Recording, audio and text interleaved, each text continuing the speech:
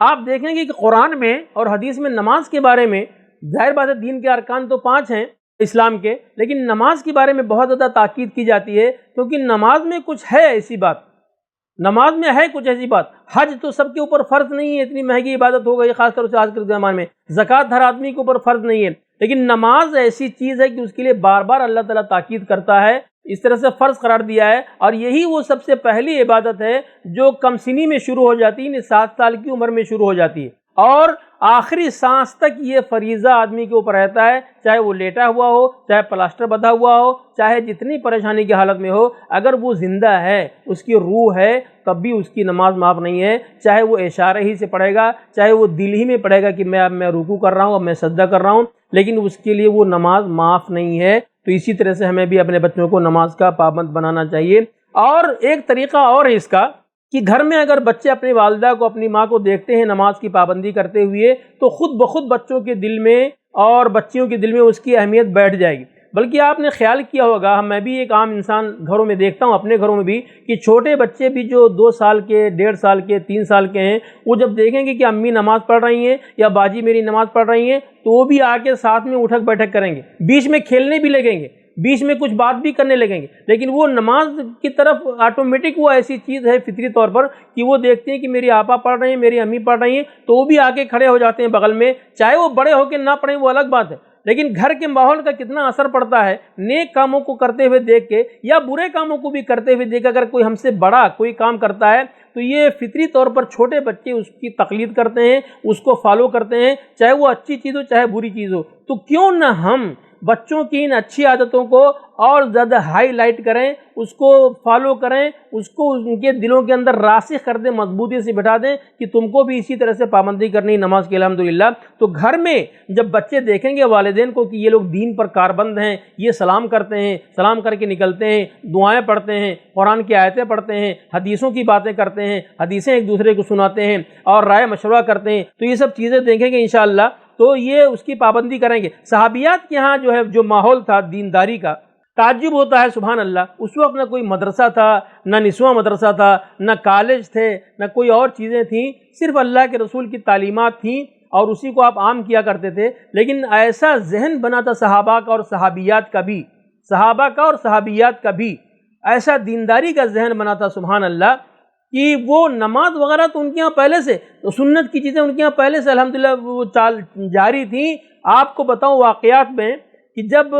قرآن کا واقعہ ہے زید رضی اللہ تعالیٰ عنہ، زید بن حارثہ، ان کی شادی اللہ کے رسول نے زینب بنت جہش رضی اللہ عنہ سے کرا دی تھی، لیکن وہ شادی راس نہیں آئی ان کو، اور پھر وہ طلاق ہو گئی، جیسا کہ قرآن میں اللہ نے بیان کیا اس واقعے کو۔ پھر اللہ تعالیٰ نے اپنے رسول کو حکم دیا کہ آپ زینب سے شادی کیجیے، بلکہ اللہ نے خود آسمان ہی سے ان کا نکاح پڑھا دیا، اور بعد میں پورا مسئلہ جب حل ہو گیا، طے ہو گیا، تو اللہ کے رسول حضرت زینب کے گھر میں بغیر اجازت کے داخل ہوئے، کیونکہ آپ کا نکاح اللہ تعالیٰ نے پڑھا دیا تھا۔ میں کہنا یہ چاہتا ہوں کہ اللہ کے رسول نے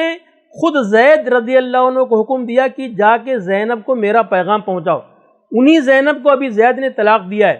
تو یہ کہتے ہیں صحیح مسلم کی حدیث ہے کہ میں گیا اور ان کے پاس گیا، لیکن ان کا سامنا نہیں کیا، کیونکہ مجھے معلوم ہو گیا تھا کہ اللہ کے رسول کا میں پیغام لے کر کے آیا ہوں، تو ان کا سامنا نہیں کیا، اب ان کے لیے نامحرم ہو گئی تھی وہ۔ تو زید نے کہا کہ مجھے اللہ کے رسول نے تمہارے پاس پیغام دے کر کے بھیجا ہے۔ تو زینب بنت جہش رضی اللہ عنہ نے پہلا کام کیا کیا؟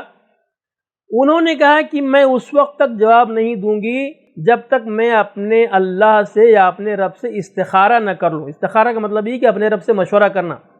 آپ یہ بتائیے کہ رسول اللہ صلی اللہ علیہ وسلم کے ساتھ شادی کرنے میں بھی کسی مشورہ کی ضرورت ہے؟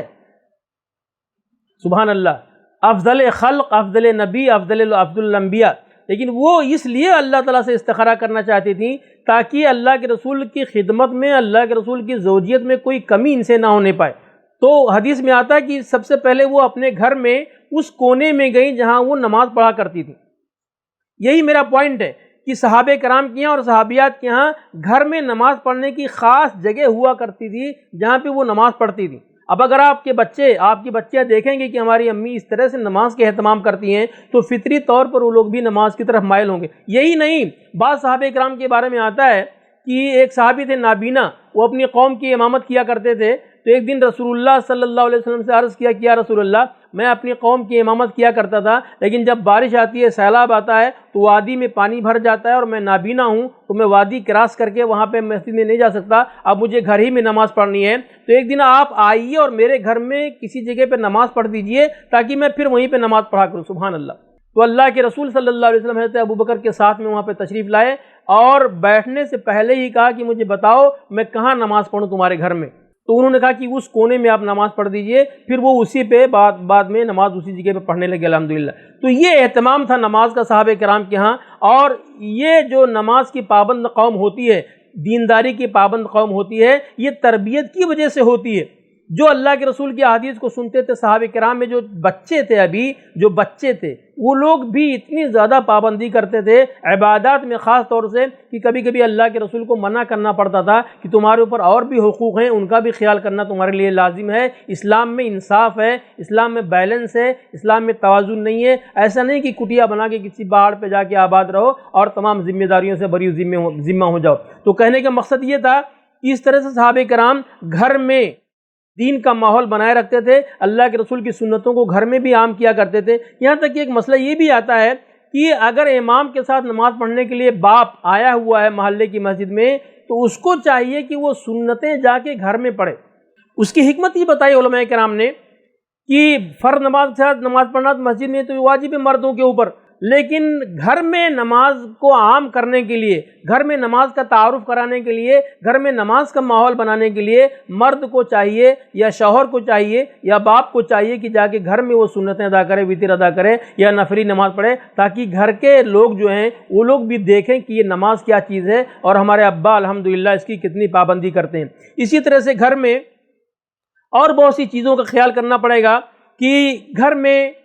جیسے ہمارے خواتین باورچی خانے میں پکوان کی کتابیں رکھتی ہیں، ایسے گھر میں ایک چھوٹی سی لائبریری ہونی چاہیے، کچھ کتابیں دینی ہمارے گھروں میں ہونی چاہیے، خاص طور سے ضروری مسائل کے عنوان پر جو کتابیں لکھی گئی ہیں، چاہے وہ نماز کے بارے میں ہو، چاہے وہ روزے کے بارے میں ہو، چاہے وہ عورتوں کے طہارت اور نجاست کے مسئلے کے بارے میں ہو، چاہے بچوں کی تربیت کے بارے میں ہو، اس طرح کی چند خاص کتابیں، موٹی موٹی کتابیں یہ خرید کر کے لا کر کے اپنے گھر میں ایک چھوٹی سی لائبریری بنانا چاہیے اور اس کا ٹائم نکال کر کے مطالعہ کرنا چاہیے۔ اسی طرح سے گھر میں اگر دادا دادی ہیں تو بہت اچھی بات ہے، اگر باپ اور ماں ہیں تو ان کو یہ چاہیے کہ گھر میں چاہے وہ سوتے وقت میں، جیسے پہلے نانی یا دادی کہانیاں اور قصے سنایا کرتی تھیں، ایسے آج کے خواتین کی ذمہ داری ہے کہ اپنے بچوں کو اور اپنی بچیوں کو دینی قصے، قرآنی قصے، انبیاء کے واقعات، صلحاء کے واقعات، ابراہیم علیہ السلام کی بیوی کے واقعات اور حضرت عائشہ، حضرت اسماء بنت ابی بکر کے واقعات، یہ سب اپنے بچوں کو اور اپنے بچیوں کو سنائیں تاکہ ان کی ہمت افزائی ہو کہ ہمارے لیے رول ماڈل یہ لوگ ہیں،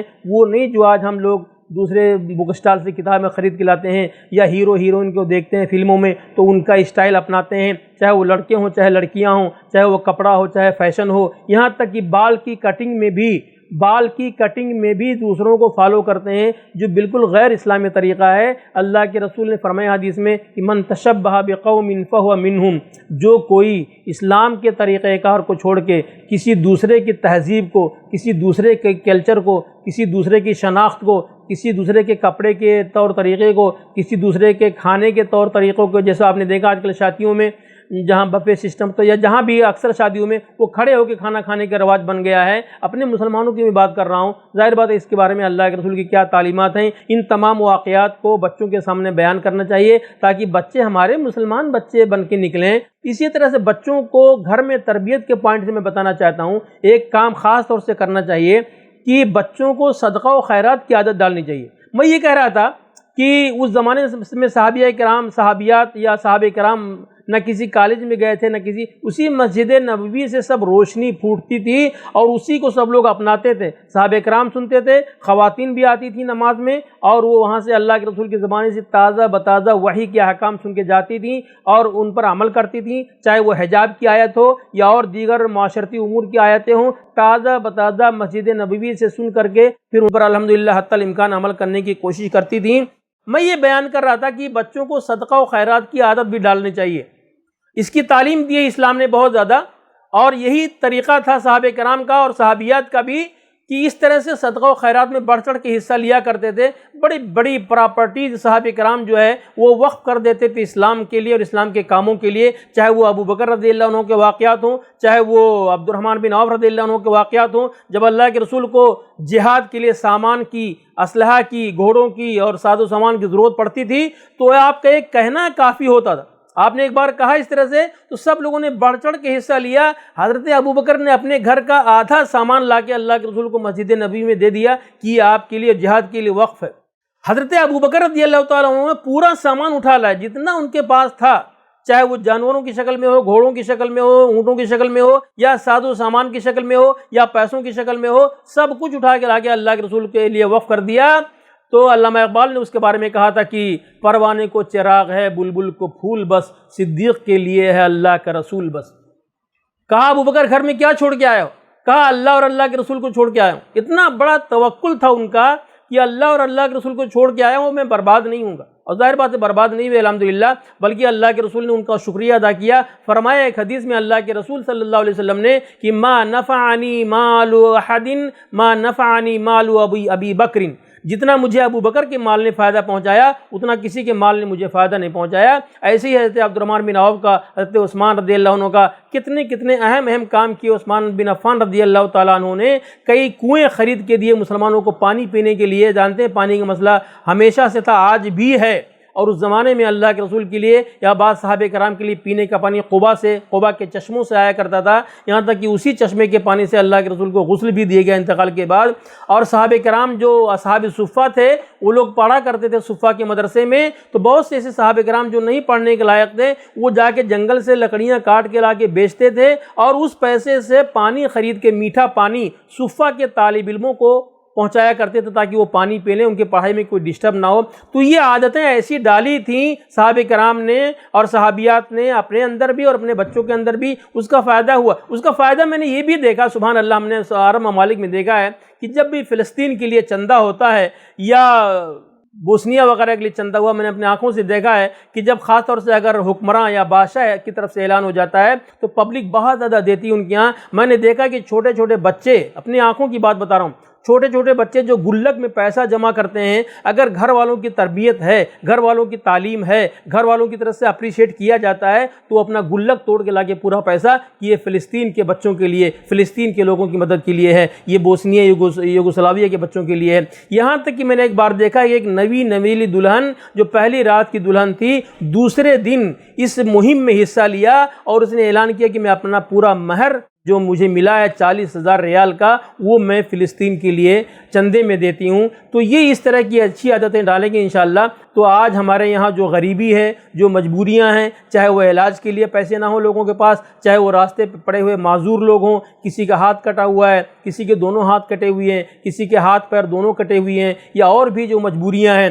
یا کچھ مجبوریاں ایسی ہیں جن کا شو نہیں ہوتا، وہ گھر کی چار دیواری میں بیٹھے ہوئے ہیں لوگ ہیں جن کے بارے میں اللہ تعالیٰ قرآن میں فرمایا لا یسألون الناس الحافا، لوگوں کے پیچھے پڑھ کے نہیں مانگتے ہیں بلکہ وہ چار دیواری کے اندر اپنی عزت بچائے ہوئے ہیں. یہ ہماری ذمہ داری ہے، ہمارے بچوں کی ذمہ داری ہے کہ اس طرح سے چیریٹی کے کاموں میں، اس طرح سے کار خیر میں ہم لوگ خود بھی حصہ لیں اور اپنے بچوں کو بھی اس میں حصہ دلائیں. ایک ضروری بات جو اس سلسلے میں کہنا چاہتا ہوں میں کہ بچوں کی تربیت کے مسئلے میں بہت سے نازک مسائل گھر میں آتے ہیں. گھر میں جو اللہ کے رسول کی تعلیم ہے وہ یہ ہے کہ آپ نے فرمایا کہ بچہ جب 7 سال کا ہو جائے تو اس کو نماز کا حکم دو، اور اگر 10 سال کا ہو جائے اور نماز نہ پڑھے تو اس کو ہلکی مارو تاکہ اس کو اس کی اہمیت کا اندازہ ہو. یعنی اگر کسی چیز میں اسلام میں مارنے کی اجازت ہے وہ بھی ہلکے انداز میں، تو وہ صرف بے نمازی بچوں کی تربیت کے لیے ہے، ورنہ اور کہیں اللہ کے رسول سے ثابت نہیں ہے کہ آپ نے دین کی تبلیغ میں یا لوگوں کی تربیت میں بھی کبھی کسی کے اوپر ہاتھ اٹھایا ہو. اس سلسلے میں حدیث کا آخری ٹکڑا جو ہے میں وہ بتانا چاہتا ہوں والدین کو، اور خاص طور سے آج کی دنیا میں مسئلے بہت نازک ہو گئے ہیں، اس لیے اس پوائنٹ کو اپنے ذہن میں رکھیے. فرمایا رسول اللہ صلی اللہ علیہ وسلم نے وَفَرِّقُوا بَيْنَهُمْ فِي الْمَزَاجِ وَاضْرِبُوهُمْ عَلَيْهَا وَهُمْ أَبْنَاءُ 10. جب 10 سال کے ہو جائیں نماز نہ پڑھیں تو ان کو ہلکی مارو اور الحمدللہ کبھی کبھی اس کی ضرورت نہیں پڑتی ہے، آپ کا عمل دیکھ کر کے، آپ کا طریقہ کار دیکھ کر کے بچیاں خود ہی نماز کے عادی ہو جاتے ہیں الحمدللہ۔ یہ سب سے کامیاب ذریعہ ہے نصیحت کا اور تبلیغ کا۔ لیکن آپ نے آخر میں فرمایا وَفَرِّقُوا بَيْنَهُمْ فِي الْمَضَاجِعِ، بچوں اور لڑکوں اور لڑکیوں کا بستر تو ہمیشہ سے الگ ہونا چاہیے۔ خود لڑکوں کا بستر بھی آپ نے فرمایا کہ وہ جب 10 سال کے ہو جائیں تو ان کے بستر بھی الگ کر دو۔ یہ بہت اہم تربیتی پہلو ہے، اس کے بہت سے نقصانات آج کی سوسائٹی میں دیکھنے کو ملتے ہیں۔ اللہ تعالی ہم کو اور ہمارے بچوں کو ان تمام خرافات سے محفوظ رکھے اور صحیح معنوں میں ہمارے گھر کو سنت نبوی کا نمونہ بنا دے، سنت کی چیزیں، صحابیات کا طرز عمل اس طرح سے ہمارے گھروں میں رہے۔ اور دنیا میں تو بہت سی چیزیں آتی رہتی ہیں جاتی رہتی ہیں، دنیا تو اپنی بربادی کے آخری اسٹیج میں لگتا ہے پہنچ گئی ہے۔ جو برائیاں گنائی تھیں اللہ کے رسول نے پچھلی قوموں کے، چاہے قوم لوط کے چاہے دوسری قوموں کے، وہ سب برائیاں ہمارے یہاں آج تو فیشن بن گئی ہیں، عام سی بات ہو گئی ہے۔ ہر طرح کے حادثے ہمارے انتظار میں رہتے ہیں۔ اللہ تعالیٰ سے دعا کرتے ہیں کہ اللہ تعالیٰ ہمارے گھر کو صحیح معنوں میں سنت نبوی کا عملی نمونہ بنا دے اور ہر طرح کی حفاظت ہماری ہو۔ دعا کرتے ہیں کہ اللہ تعالیٰ ہمیں خود بھی کہنے سے پہلے عمل کرنے کی توفیق عطا فرمائے اور ہمارے تمام مسلمان بھائیوں کو، مسلمان والدین کو، مسلمان شوہر کو، مسلمان بیوی کو، تمام لوگوں کو دین کا پابند بنائے اللہ تعالیٰ۔ وہی دلوں کو بدلنے والا ہے اور وہی ہر چیز میں ہماری مدد کرنے والا ہے۔ وآخر دعوانا ان الحمد للہ رب العالمین۔